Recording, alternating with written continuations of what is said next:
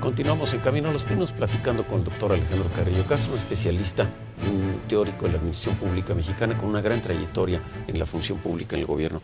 Alejandro, las grandes instituciones que se crean en el siglo XX como dependencias que dan servicio público.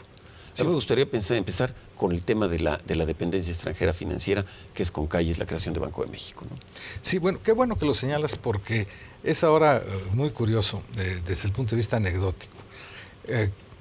Carranza plantea desde 1913 en su discurso de Hermosillo que debe haber un banco central para evitar la emisión de moneda por los bancos privados y porque además señala que en ese entonces, como ahora, curiosamente, a pesar de la revolución, el 90% de los bancos estaban en manos de inversionistas extranjeros. Estoy hablando de 1913. No del 2012. No, bueno, lamentablemente ya regresamos a lo mismo.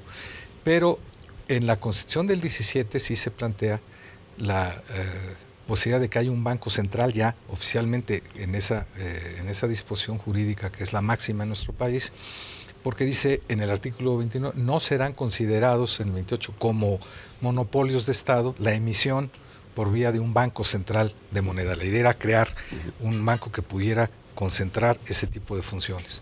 Ahora, esto no se había podido hacer a pesar de que hubo proyectos desde Carranza, efectivamente hasta Calles, pero hubo un planteamiento muy interesante. Las ideas estaban ahí, el proyecto estaba ahí, pero las circunstancias nacionales e internacionales no estaban dadas. Entonces,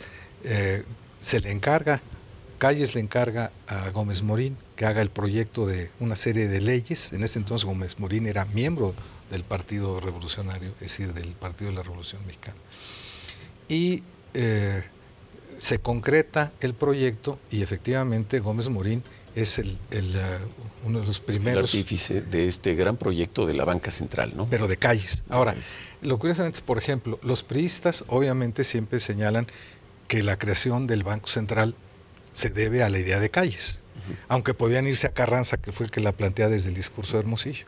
Los panistas, con también legitimidad, dicen, no, fue nuestro creador, el creador del panismo, el que fue el instrumentador o el creador del Banco Central. Nada más yo quisiera decirte que curiosamente también hay que meter en esta ecuación, en este debate, algo que ocurrió muy curiosamente. En 1925, cuando se crea el Banco Central en México, se crean los bancos centrales de todos los países de América Latina, porque la organización financiera internacional más importante, el Banco de la Reserva Federal Norteamericana, recomendó a todos los países que ya se crean bancos centrales. Ahora, entonces México ya tenía el proyecto. Ya teniendo el proyecto, ya teniendo ese paso fundamental de la consolidación del Estado mexicano, luego viene esta evolución. De repente se crean departamentos o subsecretarías y luego tienen vida propia, ¿no? Cada sexenio van evolucionando. El tema de asuntos agrarios, el tema de turismo. Bueno, lo que pasa es que Carranza es el primero que inventa la figura, en paralelo a las secretarías de despacho,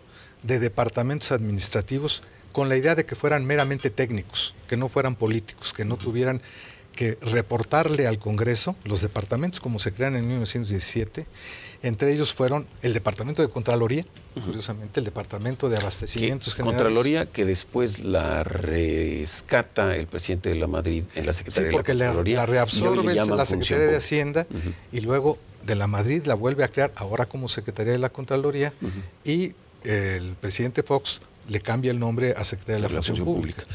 La parte agraria, el Departamento de Asuntos Agrarios, el tema de la reivindicación del reparto curiosamente, agrario. Está planteado incipientemente en la Constitución del 17 que dice, habrá una unidad encargada del reparto agrario, de auxiliar al presidente en el reparto agrario. El Departamento Agrario, aunque muchas personas piensan que lo crea Lázaro Cárdenas, en realidad lo crea en su último año de gobierno Abelardo Rodríguez. El Departamento del Trabajo y el Departamento Agrario, porque eran dependencias técnicas para apoyar al presidente en ese tipo de cosas. Luego se convierten en secretarías de Estado. Y viene la concentración al modelo económico de las finanzas públicas, ¿no? Así es. Primero se crea la Comisión de Inversiones, que la piensan en épocas del licenciado Alemán, pero es tan poderosa dentro de la Secretaría de Hacienda que entonces prefiere el licenciado Alemán eliminarla porque todos los secretarios se quejaban de que era muy poderosa. Es casi como es ahora la Secretaría de Hacienda, ¿no? Que en un momento dado con López Portillo se divide en programación y presupuesto para el ejercicio del gasto. Sí, ¿no? lo que ocurre es que la Comisión de Inversiones después pasa a depender directamente del presidente con Ruiz Cortines. Era la que decidía dentro del gasto público, como tú bien sabes, la parte más importante es el gasto corriente y el gasto de inversión es el que permite direccionar realmente los nuevos proyectos. Entonces, Ruiz Cortines, que era un buen administrador, se la lleva directamente a Hacienda. Entonces, con López Mateos lo convencen de que cree una secretaría encargada de la planeación y el presupuesto. La crea en el papel, pero Ortiz Mena, que era el nuevo secretario de Hacienda, dice, si a mí me quitan el presupuesto, renuncio. Y entonces se tiene que reducir nuevamente esa secretaría solamente al manejo de las inversiones, separado de la de Hacienda. Que se llamaba Secretaría de la Presidencia. Secretaría de la Presidencia. Permíteme un segundo, Alejandro, vamos en un corte y regresamos en esta edición de Camino a los Pinos, analizando la evolución de la administración pública contemporánea.